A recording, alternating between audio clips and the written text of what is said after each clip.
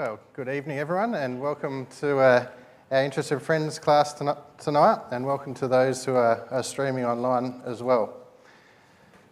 As Josh has just said, we've gone through a year together looking at the book of Acts, and it does seem a while ago that Acts 1 was read, but nevertheless, when we come back to Acts 1, it really does hold the excitement of the whole book of Acts, doesn't it? Because here was Jesus speaking to his disciples about the things pertaining to the kingdom of God. And they just wanted that kingdom to be there and then. And they hoped and prayed that it would. But Jesus said, it's not for us to know the times of the seasons which the Father, God, has in his hands. Because God is the one who ultimately has the purpose of this earth in his hands. And Jesus accepted that. And the apostles had to accept that. And we have to accept that as well. That God has got the purpose of this world in his hands. And he's got a time when Jesus will return to this earth to set up his kingdom. But it wasn't at that moment, and it hasn't happened yet. But prophecy gives us a lot of signs and indications about what God's plan is for when Jesus will return to the earth and set up that kingdom. However, we'll never get the exact day nor the exact hour, just like Jesus said there to his disciples, because it's in the knowledge of God only. So prophecy, I've just got those that have got a handout. I'll just start off with this one. Prophecy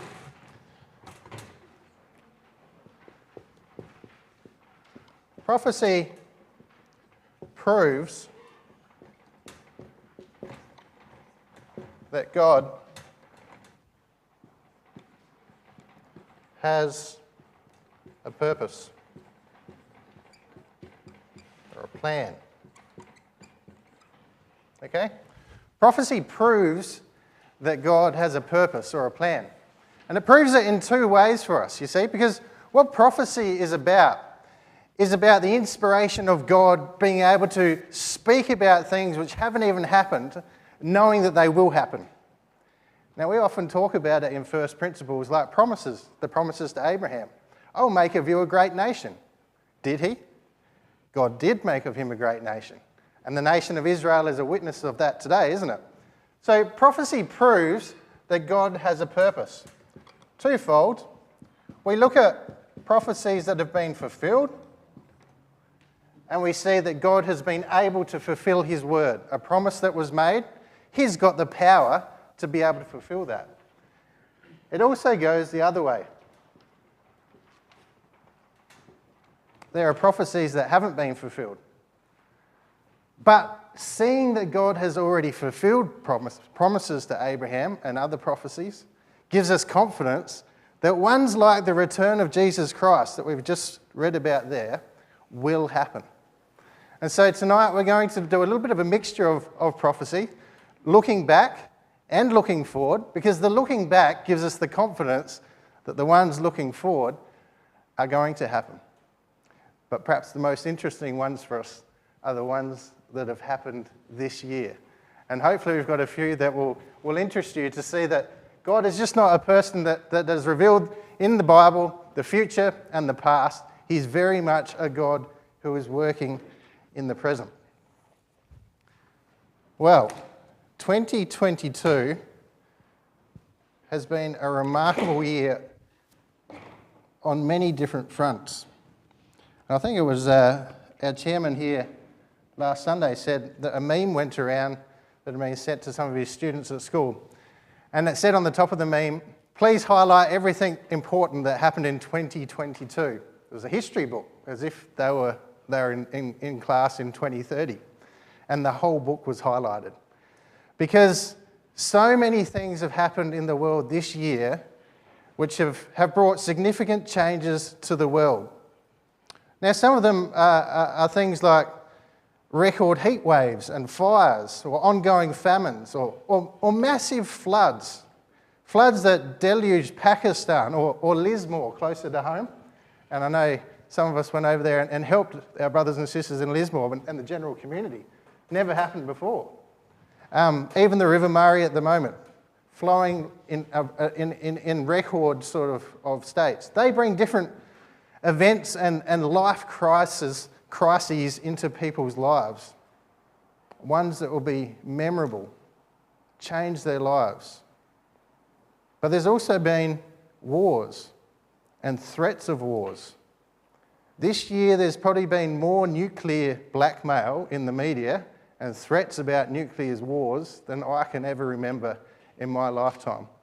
And most older people that you would speak to say it harkens back to the Cold War era when, in World War II, the nuclear bomb was actually dropped on Japan to end World War II.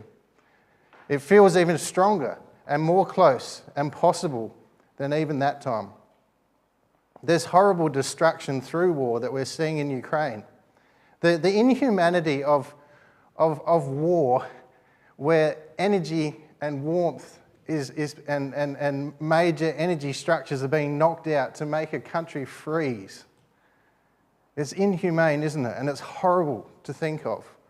And we've got brothers and sisters and people that we know in Ukraine that we've been praying for, in Russia as well. Closer to home, because of that war, the cost of living, recession, inflation, it's all impacted onto our society. And in a small measure, we're feeling it. Along with that, there's been an increase on moral pressures which have been directed against God's morals. The Pride movement's aggressively finding a voice, and it's not just in Australia. It's right around the world. It's in Israel, the largest flotilla that was a Pride movement, was on the Sea of Galilee this year. It's in God's own heartland. And of course, there's always sickness and mortality and disease, and can we even forget, amongst all of that, the fear of COVID-19. It seems so small in a year that pressure has just come upon this earth. Well, tonight I want you to come into the mind of a Bible student, because I'm no great academic as far as understanding the world and the way that the world runs, but I do read the Bible. And the Bible puts a couple of things in front of us that I want you to appreciate before we start looking at prophecy tonight. The first thing, as a believer of the Bible, is to understand this, that I believe that God's Word, the Bible, is divinely inspired. So what that actually means is that amongst the 130 million books, and I know those that are bookworms just think, wow, how awesome, but that just overwhelms me. 130 million books in this world. And that's not even considering the internet, which probably has got just as many books and articles written on it. There is only one book in the world that is authored by God and can teach us about God. And it's not a book of stories, which sometimes and often the world puts it into the category of. It's not just a book that's been written to tell you about people's lives. It's a book where every word has been chosen by God for a purpose. Because he's revealing himself, and he's revealing a purpose, and he's revealing lessons that he wants you to learn about him. And so it says like there up on the screen, the Lord God will do nothing unless he reveals his secret to his servants, the prophets. Because this book is God's want to show to you his purpose with this earth. And to you to respond to that and feel connected to it. And I, as a Bible student, believe that. I believe, as 2 Peter 1 verse 21 says, that prophecy never came by the imagination of a man sitting back in his couch and thinking he will write a story about a good friend. No, but holy men chosen by God spoke as they were moved by the Holy Spirit. And so this book that all of you have got, is precious. It's the only book out of the 130 million that are in this world that is written by God, and every word chosen and inspired by him. The second thing that as a Bible student I want you to understand when I look at this world is that because I've read this book, I understand God's purpose with creation. Now, I spoke about the Pride movement before. This world is obviously losing identity of purpose with what man and woman are about. But God has revealed it in his book. Adam and Eve were created in the beginning, and God put in front of them a purpose to want to choose to be like God or to serve themselves. And very early in that book, he said, if you choose to follow me, I'll bless you. If you don't, then I'll curse you. And mortality and death came because of that curse. But the promise of the kingdom of God came to those that wanted to choose to be like God. And I believe that. I believe that God's purpose, like it says up there on the earth, on the screen, is that the earth will be filled with the knowledge of the glory of Yahweh as the waters cover the sea. And knowledge can only be held in one creature of creation. That's you. Humans. Humans are the only part of creation that has been given the ability to know and to understand God. And the purpose of God is to fill the earth with people like you and I that understand God and want to praise and worship him. And I know that's God's purpose with this earth. The third thing we read about just a little while ago in Acts 1. I believe that Jesus is going to return and set up God's kingdom on this earth. And because of that, I'm looking, I'm watching, I want to see it. And I'm looking for the signs that God reveals in this book through his words of prophecy that indicate that that time's coming nearer. Tonight, that's what we want to have a look at together, some of those signs from this year. I just want to bring up another couple of quotes out of Acts, just to refresh some of those thoughts that you went through during the year. You see, Acts 17 speaks about Jesus returning to judge the world in righteousness. On the left there, Acts 17, verse 29 to 31. The times of ignorance God winked at, but now commands all men everywhere to repent, to make a choice. Because God's appointed a day in which he will judge the world in righteousness by that man who he has chosen, whereof he has given assurance unto all men that he raised him, Jesus, from the dead. So there is a sign for all of us. It was prophesied right through the Old Testament, but it happened. Jesus Christ was put to death on a cross and he rose again. And that's the witness to you and I. That's the prophecy fulfilled that he's going to return and judge this world in righteousness. Now, as soon as you think about judging and righteousness, you immediately feel a bit scared, don't you? But I believe that God is righteous, and I want to be like God. So I actually look forward to righteousness coming to this earth. I look forward to a king that will actually make wise decisions, that will hear the voice of the poor, that will be able to give direction to the leaders, that will be able to provide for all men a knowledge of God, because that's what righteousness is about. But people that don't understand that fear it. But I don't, because I look forward to that day. And that day, in Acts 3, verse 19 to 21, that other quote there, it says there, repent therefore and be converted, that your sins may be blotted out, so that the times of refreshing may come from the presence of the Lord. It literally means the times of revival. And I think most people that have gone through 2022 and felt the pressures of this year are looking forward to a time of revival, a time of refreshing. And the greatest refreshing that we can possibly have is deliverance from sin and death. No fear of dying, but rather a love and a joy that you've come in oneness back into the presence of God. That's refreshing. I believe that's the purpose of the Bible. So with that perspective, we're going to go through three things, three little sections, maybe not so little sections, but really pivotal sections that speak about prophecy in the Bible and the end times, the last days. You'll see that it will come up in a number of Bible verses that we look at, the times of the end. Who recognises those faces up there on the screen?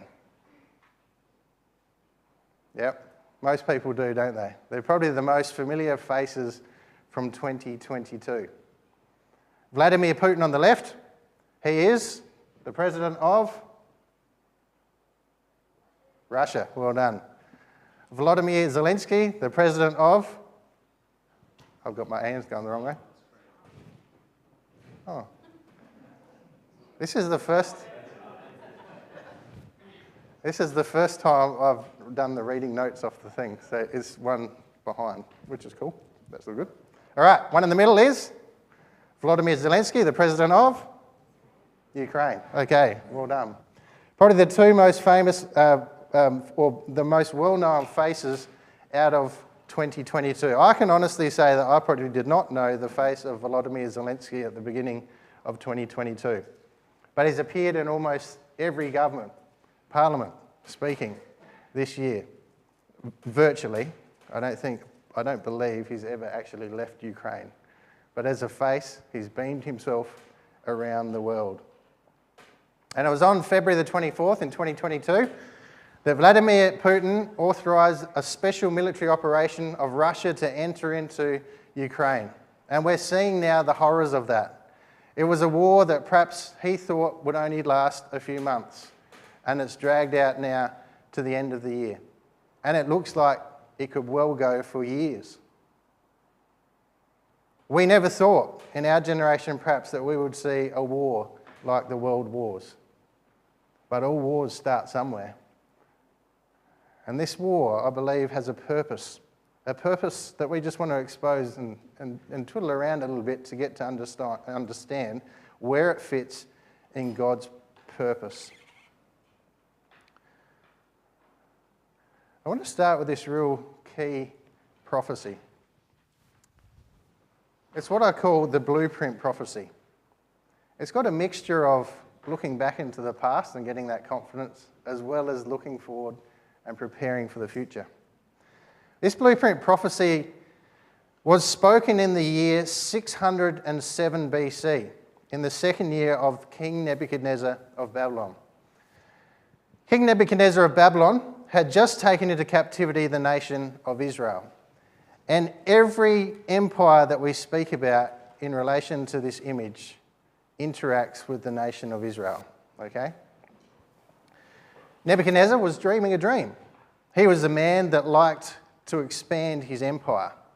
He saw himself as a great warrior, and he was. And as he sat back and dreamed his dreams, the visions of his bed, as to where that empire might spread next, God entered into his thoughts. And he had a dream of a terrible image that had a head of gold, arms of silver, thighs and belly of brass, legs of iron, and feet of iron and clay. And he watched that image, looking and seeing how great and how terrible it was, when suddenly a stone cut out of the mountain without hands struck that image on the foot and continued to grind that image into the dust. And the dust blew away with the wind. But the stone remained. The stone remained and grew until it filled the whole earth. Now Nebuchadnezzar was perplexed because he had had that dream. He had no idea what it meant. I actually think that image possibly started off as an image of himself, thinking of his own grandeur. And the end of it finished with him being ground into powder and blown away by a stone that filled the earth. He had no understanding what that dream was about and was terrified because he saw judgment coming on him. So he went on a search throughout the nation of Babylon. At that time, there were Jews there in captivity that he had brought into captivity. And he found a certain Jew named Daniel. And Daniel came and gave the interpretation of this dream, not of his own whim, but because he prayed to God. And God revealed this dream to him.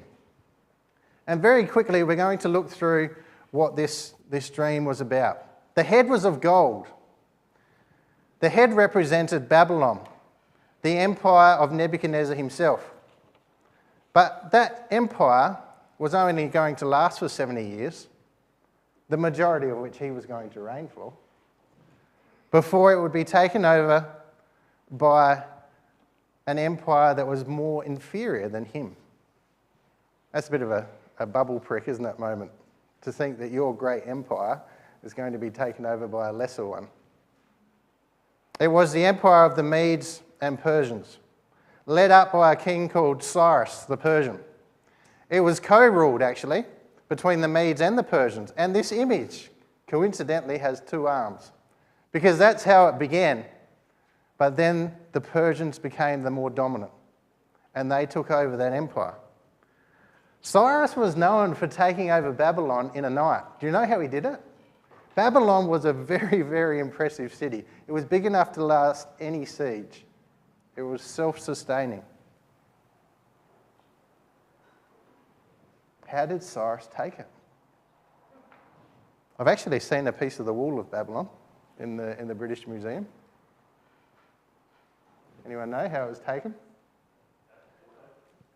All right, so the River Euphrates, or a tributary of the River Euphrates, went through the middle of Babylon. It was there to provide water so they could drink in the siege or they could water their crops. Cyrus knew that it had been diverted at some stage to build Babylon, and they reopened that dam. They lowered the levels of the water, and the troops came in underneath the gates that locked off the entrance to the city via the water. And it just so happened that that night the gates internal were also left open, and in one night Cyrus took Babylon, this inconquerable city. As Cyrus was a fair king, he actually gave the decree for the Jews to return to Israel who had been in captivity in Babylon. The next empire that came was the Grecian Empire, the bras of the belly and the thighs. It was characterised by a military general that was renowned and still is renowned for his nous on the military field. His name was Alexander the Great. And the Greeks took over, as you can see, the majority there of the Middle East, all the way over to India, as well as Europe and down into Egypt. This man at the age of 33 wept when he got to Babylon because there was no more of the world to conquer. He had Hellenized all that area, including that of Israel. In Babylon, he would die. We're going to return to his story in just a little bit longer. Now we're getting closer to the times of today. The Roman Empire. The Roman Empire, represented by the legs of iron, was a military machine. A machine of precision, a machine of strength, a machine that was built around willpower and discipline. And as an army, it spread out its empire around the Mediterranean Sea. Its galleys going to North Africa. And it survived for a long period of time. It came against Israel in AD 70 and destroyed the nation of Israel. There is how it interacted with God's people. But you notice there's a number of little dates that I've got there under the Roman Empire. The Goths and the West is the first bit of it. Probably the date that you need before that is 326 BC. The date that signifies the rule of Emperor Constantine. We probably know him for becoming the emperor that Christianized the religion, the religion of Rome.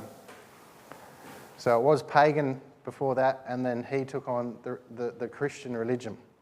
We know well today the Roman Catholic system, the Pope, is a follow-on and a legacy from that. What we perhaps don't understand and know, not all of us, is that he divided the Roman Empire into two parts. And he chose that the Pope and the western part of the empire would be one half, and the military part of the empire would be in the east. And the city that would be set up in was, does anyone know?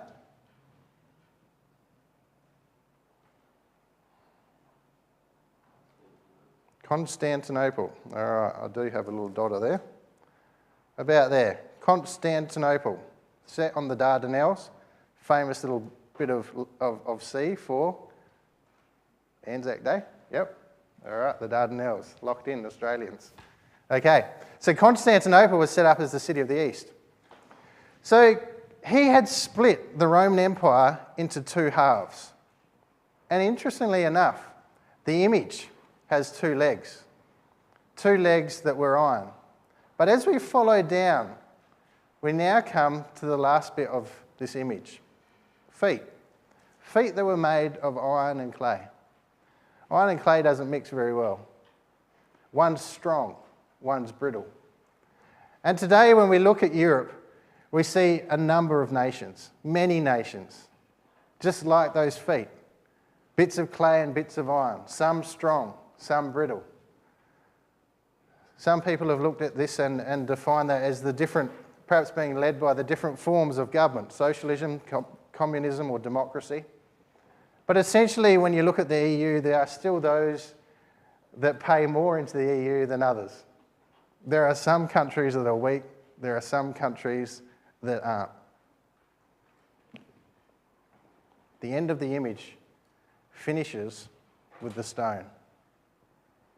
It comes and it grinds that whole image into powder, including the feet, which, as I've just suggested, exists today. Now, I want you just to go through this. Two halves. So obviously Europe is mixed up into a lot of little nations, like the feet, the iron and the clay, but predominantly still, there are two halves to Europe. And those two halves were really consolidated probably in our time began in Rome, but for our time has existed quite strongly since the Second World War, where there was a Western European allegiance and an East European allegiance.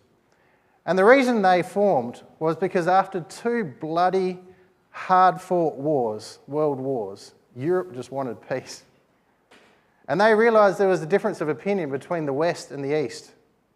So what they did is formed a Western alliance, which was formed around the common market, which we know today to be called the European Union, and NATO.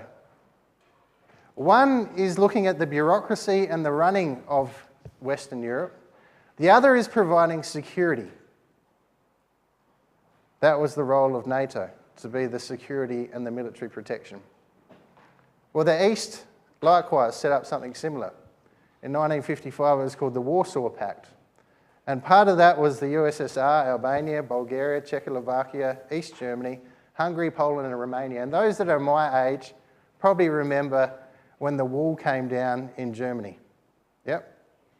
It was one of those things at high school that I definitely remember. It was monumental at the time, but I had no idea why. But now I appreciate it. But fundamentally, in Europe, there are two halves. There's the Western and there's the Eastern. Well, this year, there was a significant death. And there's a number of significant deaths that occur this year that we'll pick up on. But this was the death of Mikhail Gorbachev. You say, well, what was significant about Mikhail Gorbachev? Well, Mikhail Gorbachev was the last president of the USSR. The USSR was incorporated Russia, as well as Kazakhstan and Ukraine and a lot of these smaller nations which border around Russia. We're going to have a look at the map in a tick. But what he realised was that communism and socialism was gradually coming to its end, and it needed to be modernised. And he stirred up a movement called the perestroika, or the reconstruction of socialism, to make liberal economics work. And a part of that was to divide up some of these smaller nations that already pretty much had been existing individually, to give them independence, to give them economic power, to let them go, as it were, to give them the reins to actually look and to seek their own future. So in 1991, the pact that was known as the Warsaw Pact was ended. And these individual countries were given their ability to make their own wealth and to exist individually. So there we have a picture of how these countries separated away from Russia. Or should I say not Russia? The USSR, because Russia was just a country within that. I've just got a little problem here that I can't actually read those. So there you can see that in 1991, a lot of these countries gained their independence from, or seceded, as the word is, from the USSR because they were a part of that Warsaw Pact. You can see there Estonia, Lithuania, Latvia, Azerbaijan, Georgia, Russia, Uzbekistan, Moldova, Ukraine. All right, Ukraine. Okay, becomes interesting now, doesn't it? Because this is the name of a country that we're interested in 2022. So as a part of this perestroika movement, Ukraine separated itself from Russia, was given the opportunity to build its own wealth, its own government systems, and that liberty which would come with it.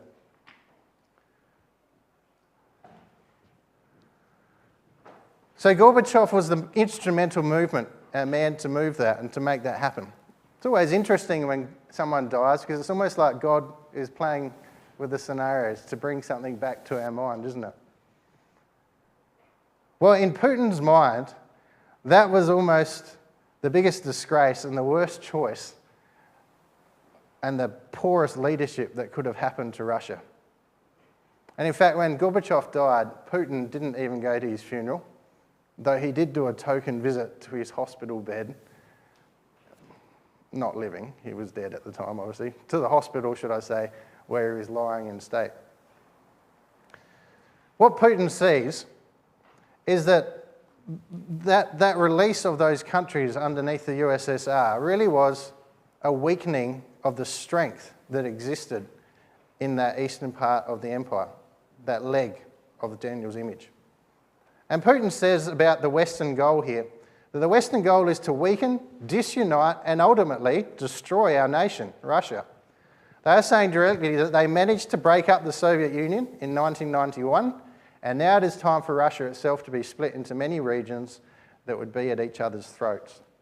So 1991 was a major disappointment as far as Putin was concerned. He just saw it as the West working their way in to break down Eastern Europe. Well, what is NATO and why was it created? Because now we flip over to the western part, so not the eastern. We're talking now about the western part that Putin is feeling the pressure from.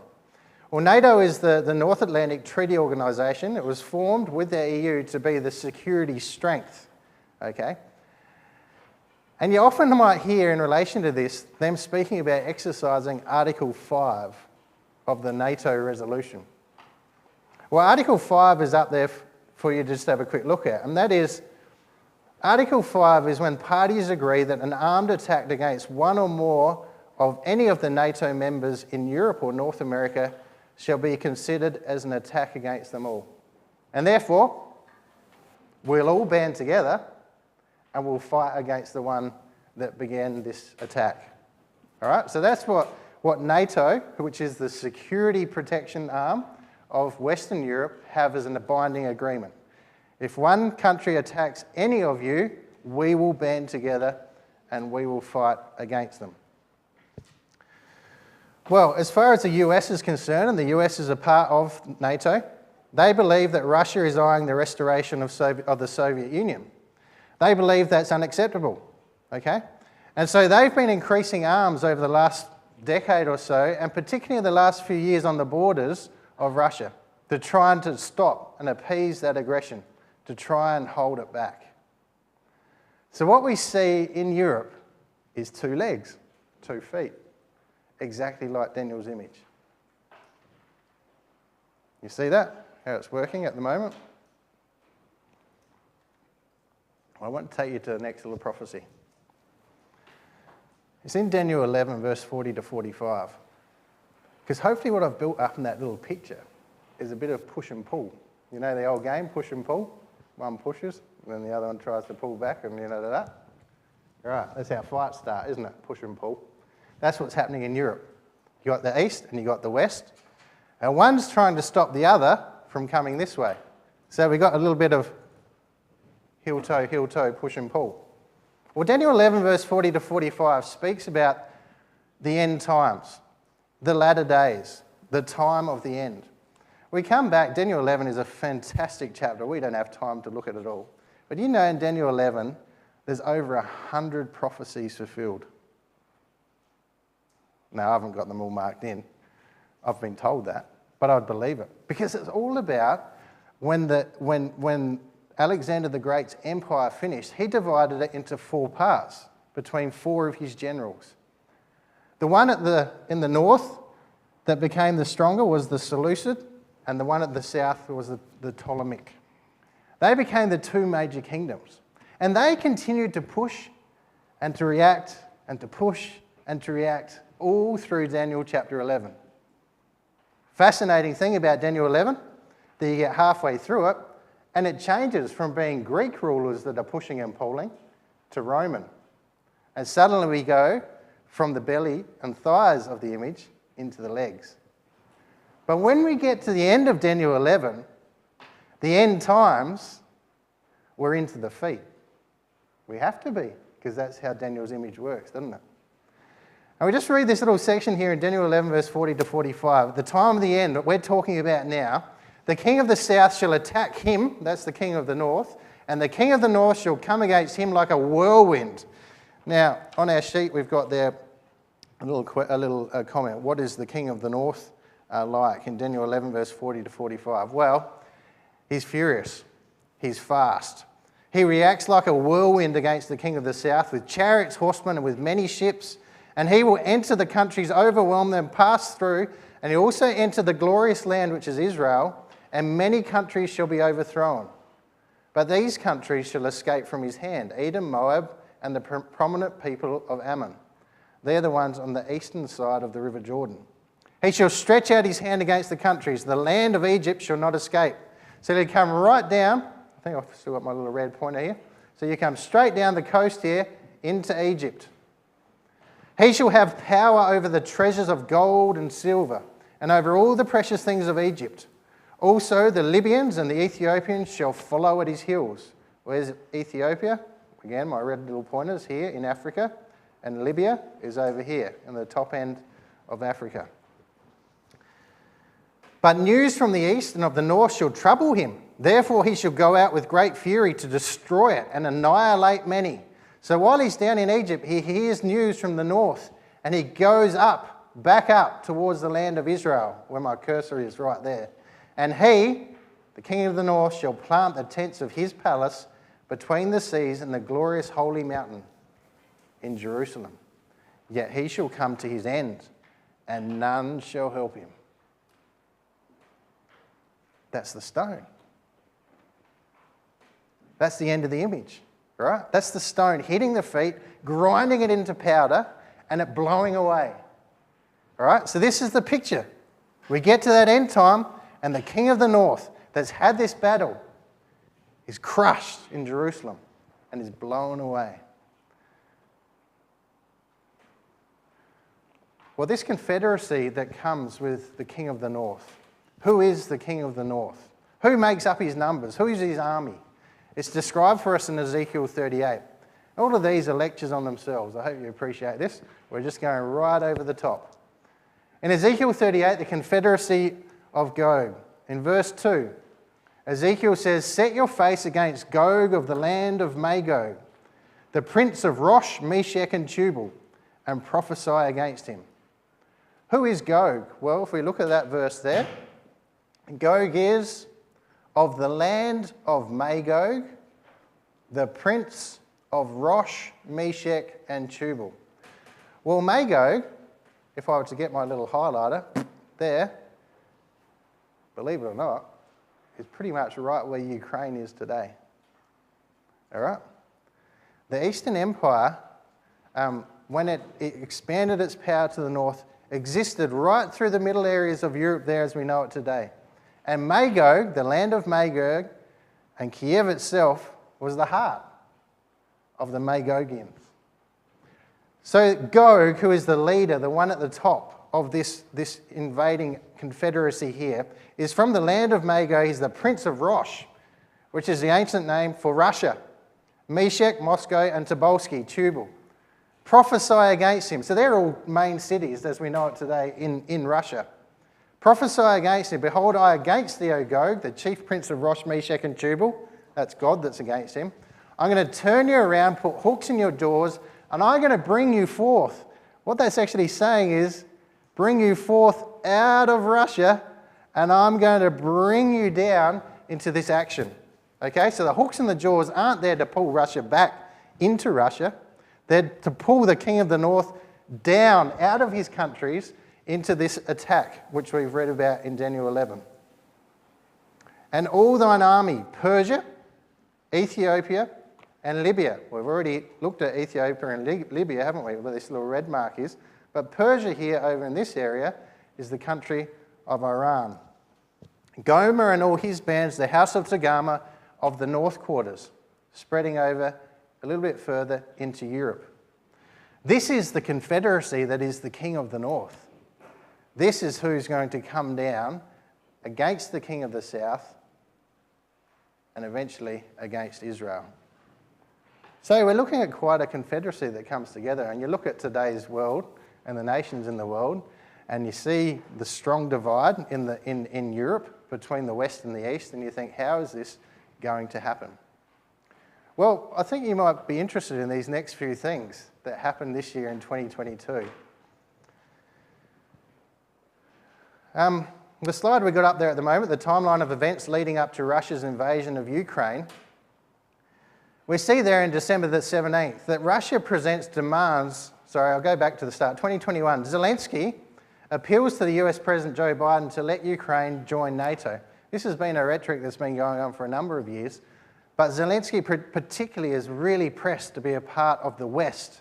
And remember, they originally were a part of the Warsaw Pact and USSR, very strongly a part of the East.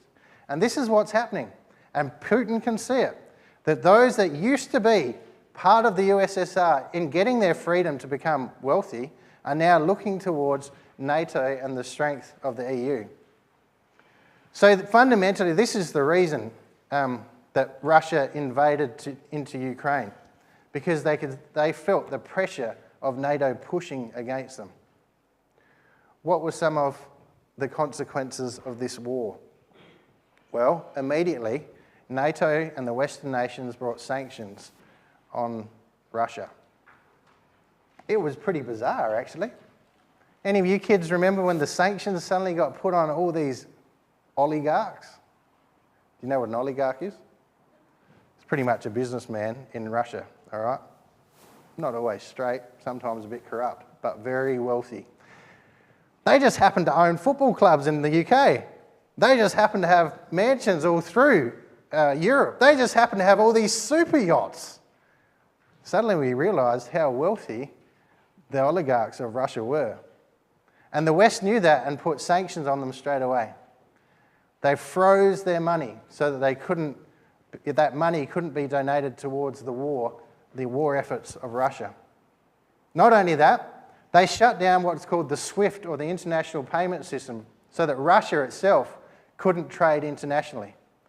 So this pretty much is the sanctions that came on Russia within the first couple of weeks or month thereof of the war. Well, the West thought that this would cripple Russia and this would be the end of the war effort. Well, what's coming out now is the fact that when you're crippled, you've got to find a way out of it. You've got to find a solution. Well, they say necessity is the mother of invention. You know, it happens in the backyard when you've got a toy or a problem. It happens in the big form with nations as well. Well, Russia found a way. Russia found a way, firstly, to put pressure back on to Western Europe, because Western Europe relied heavily on oil and gas from Russia. In fact, 90% of oil and 43% of the EU natural gas consumption was supplied by Russia. Well, when you're under sanctions, you can't afford to maintain the pipelines. So guess what? The bits broke down and we can't turn them on again. So the West were strong in their rhetoric to say you cannot use energy as a source for war. And Russia said, well, why wouldn't I? And they did, didn't they? They shut down the pipes that went through Ukraine and were feeding Russia. In fact, something even more bizarre happened. That this brand new, they got two big pipelines that go through the Baltic Seas called the Nord Stream pipelines. One was operating and pushing gas into Germany and feeding on there into the rest of Europe. The other one was almost commissioned, and COVID hit. And Germany said, no, we can't actually open it up, because they wanted to protect the economy. And then, halfway through this year, only a few months ago, both of them got blown up. Now there's no pipelines there that can actually feed that gas and oil into Germany at all. So, whilst Russia wasn't making money from selling its gas and oil that way, it had to find another way. And coming to the fore is this really interesting little grouping called the BRICS. And the BRICS is fundamentally a political forum that incorporates Brazil. I mean, look at the acronym BRICS: Brazil, Russia, India. What do you reckon C could be?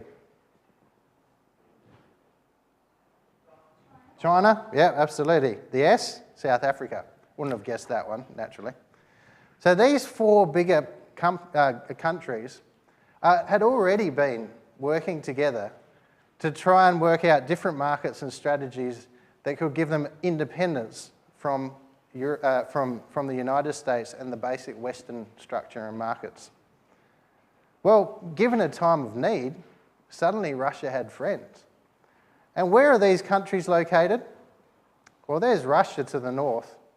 We've got China, we've got India, we've got Iran, we've got, obviously South Africa's way down there and Brazil is way over there, but we've got a number of those countries that are located physically in the land areas of Russia. China, of course, whilst not supporting Russia in their war, are using the opportunity to forge economic strengths and bonds. Not only that, there's this discussion now about the world no longer being a unipolar world. You see the phrase up there? But a multipolar world. Because the world has been dominated by the US since the end of World War II. Pretty much they have pulled the strings because they were so integral in the winning of World War II. Financially and in markets, and in the US dollar is used for trade right throughout the world. But not every country likes that. Not every country wants that. And now, bred out of these sanctions and the need for Russia to continue on, is this forum and this binding together of nations that are going to challenge that. So there are other countries, including Algeria, Iran, Argentina, Saudi Arabia, Turkey, Egypt, Afghanistan, that are all interested in buying into this grouping and the finance that will come from it.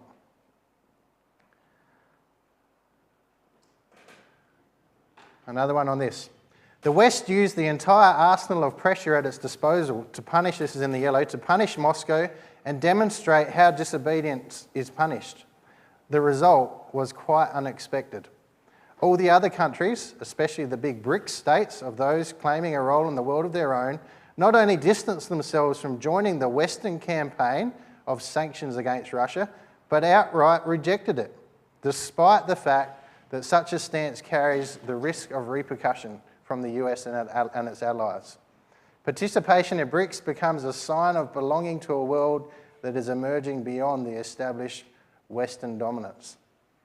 So fundamentally, we're seeing a different way for the King of the North to continue to be strong, even when he's being sanctioned by the West. Interesting, isn't it? So the main player as far as putting pressure on Russia at the moment is the US. The US continues to want to sanction Russia, continues to want to give more weapons to Ukraine to continue on the fight. Here's an article. The US again significantly expands its pledges of support for the Ukraine in recent weeks. They've already given $59 billion to this war in different forms: weapons, $12 billion, economic support, $9 billion, military intelligence, $9 billion. On it goes, all from the US. You notice in comparison, the EU and other countries, so much less, partly because they're not as wealthy, but partly because they're not all 100% behind what's happening. Even tonight, as I was driving here, similar sort of discussion was happening on the radio. Because fundamentally, Europe wants peace, not sanctions. They're heading into winter. They want to survive. They don't want to get frozen out. And so there's a friction happening now within the NATO between those that are directly affected and those that are non-directly affected. And what's being noticed is that the main winner out of this war at the moment is the US. The growing transatlantic rift is based on several factors. The Western sanctions imposed on Moscow over its military campaign in Ukraine have caused major disruptions to gas. And the EU now relies on American gas, which comes at a price 4 times higher than it costs in the US. We are really at a historic junction, one EU official told the Politico. America needs to realise that public opinion is shifting in many EU countries. So this stronghold that America has had since World War II is seriously being shaken at the moment. And we're in for quite an interesting year in front of us as we see where this heads. So in summary, quick look there at Europe, the king of the north, the king of the south. We see there that there's that definite divide in Europe. The king of the south and the thinking of the west has been pushing against the east. And the king of the north now is starting to push back. We're seeing just the beginning of that in Ukraine, but how quickly it could escalate. And how exciting it is to know that we're looking at this period here, defeat, and the next thing, the appearance of the stone and the coming of Jesus Christ to set up God's kingdom. All right, well, another face. Anyone recognise that face? Yep. Queen Elizabeth II, well done. And again, I haven't got the right slide up, I've got the wrong one. Queen Elizabeth II. Yes, sadly she did. She passed away this year after 70 years on the throne of Britain, the longest serving monarch that Britain has ever had. We're going to come at this in a little direction. We're going to come back to her in a little tick. But first, what I want you to appreciate is another part in Ezekiel 38, the nations that oppose Gog. There in verse 13, Sheba, Dedan, the merchants of Tarshish, and all their young lions will say to Gog, have you come to take a plunder? I think they got that on the handout there just to fill in as well. So let's just pick up this little phrase here. So Sheba and Dedan predominantly belong here in the Saudi Arabia area. The merchants of Tarshish commonly have been linked with Britain. Here is the thought, that Tyre and Tarshish, so Tyre really was the big well-known trading power of the period of Ezekiel, based around Zidon, and from there their ships would sail out through the Mediterranean and go as far up as to Britain, and probably further and beyond that, to be honest. Things that came back for the building of Solomon's temple were far more of variety than what could be found only in that area of the world. So Tyre is this merchant, or the merchant powers of the world. We see them today. They're pretty much those islands, the nations that are island bound or need to interact to where the populace of the world is to trade with their possessions to get their wealth. Most of the population, of course, of the world is in Europe and China and Asia. So countries like America, countries like Britain, countries like Australia have to trade into that area. It caused significant problems when you have a boat that decides to park across the Suez Canal, because 14% of the world's trade goes through the Suez Canal. Do you remember that this year? There was a boat called the Evergreen that got stuck in the Suez Canal. The Suez Canal is a little bit that goes through there, comes up there and goes from there into the Mediterranean Sea. Takes off about 10 days' journey on a ship that rather than having to go all the way around the bottom of Africa, it can just blast on there up into Europe. So the merchant powers and shipping all those sort of countries. Tarshish itself, the the Bible gives reasonably strong indications is it links itself to Britain. Here is an example of Tarshish in Ezekiel 27 verse 12, bringing silver and iron and tin and lead, and they're all things that have been found as being mined around the time of the prophecy and earlier from Cornwall and that sort of area. Tyre has to be an island power, it has to be a maritime power and have naval strength to protect its merchant ships. It has to be a merchant power, it has to be a source of tin and have alliances with Israel. And they're all biblical things that sort of come out as you tease that through history. What I didn't realise is how big the British Empire actually was. Like, we think about Britain and you think, oh, they're just that team that comes over and plays cricket, or tried to play cricket. They were massive. In fact, the British Empire, only at the beginning of this century, at 1900, so we've gone into the next century now, haven't we? 1901 was at the biggest. It was under the Queen Victoria. Everyone's heard of Queen Victoria, probably. She reigned for 63 years. And in her time, in 1913, the British Empire ruled over 412 million people. There it is up on the screen, which was 23%, a quarter of the world's population. By 1920, it covered 35.5 million square kilometres, which was 25% of the Earth's total land area. It was called the empire in which the sun never sets, because somewhere in the world, the sun shone on it, didn't it? So it was the empire that always had light shining on it. It was massive. Well, Britain went through 2 world wars. It got pummeled. It got hammered financially. And the empire itself lost its power. Here's just a quick slide on how Britain lost an empire. Economically, 2 world wars brought it to its knees. Ideologically, in World War II, it was fought because there was an extreme nationalistic spirit in Germany. And so the result of that after World War II was to get rid of that extreme nationalism, which is what exists in an empire fundamentally that was ruling and getting its wealth through cheap labour and wealth from its empire. So it felt the ideological impact. And finally, there was the decolonisation of parts of the empire. 1947, India separated from it. And in fact, probably the biggest blow to the British Empire happened in the Suez Canal crisis in 1956. You see, Britain after the World War II was given mandates over sections of the Middle East, including Israel, Palestine. We'll come across that a little bit later. But the ruler of Egypt decided that they wanted to actually take control of the Suez Canal. Let's get rid of Britain out of it, and let's actually have independence for Egypt and have our wealth here and looking after it ourselves. Well, when Egypt did that, that wasn't good for Britain. So Britain and France and Israel got together and flew in the paratroopers and took over the Suez Canal. Except they hadn't asked the United States. And the United States was now the big player in the world.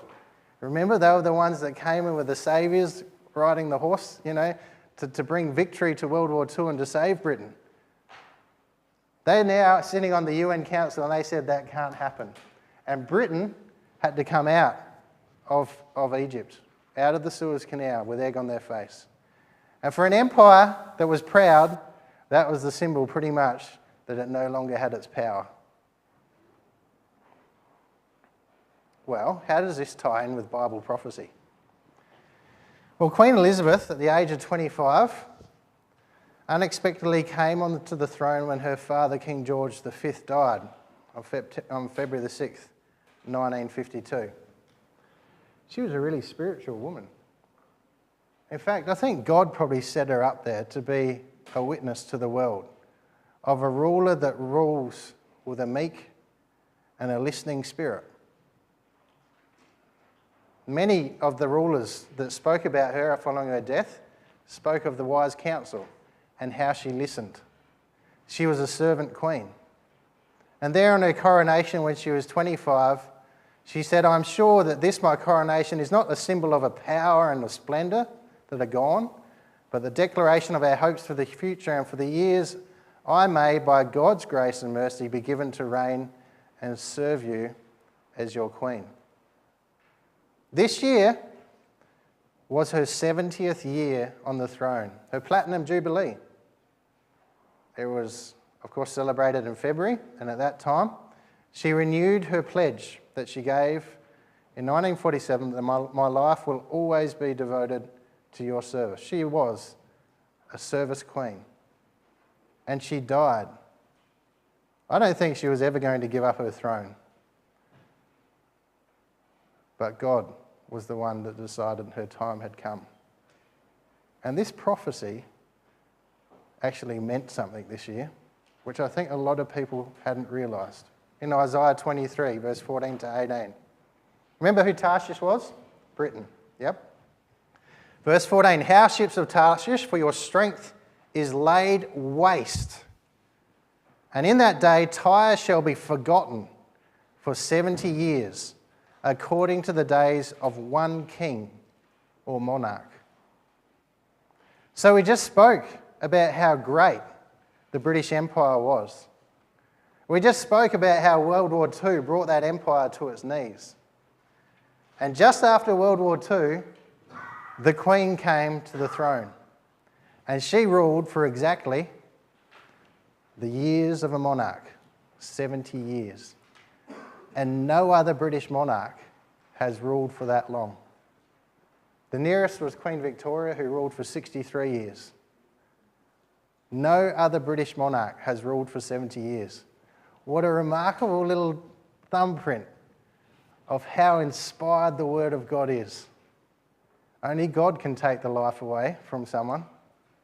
And there it was, to the year. At the end of 70 years, it will be as the song of a harlot to Tyre. And Tyre will take up a harp and go about the city. And the voice will say, O harlot who has been forgotten, make sweet melody, sing many songs, so that you may be remembered. And it will be after the end of 70 years that Yahweh will visit Tyre and return her to her hire. And she'll go out and be a merchant, committing fornication with the kingdoms of the world all over the earth and becoming wealthy again. But this prophecy doesn't end how you think, because that wealth doesn't come back to Tyre or to Britain. Now, verse 18, her goods and her wages shall be holiness to Yahweh. It shall not be treasured nor laid up, for her goods shall be for those who dwell before Yahweh. That's speaking about the kingdom age again. You know, it's just like that stone hitting the bottom of the image. We're in the last days. Here's a prophecy that's showing exactly that. We are in the last days. And it's seen there in the death of the Queen.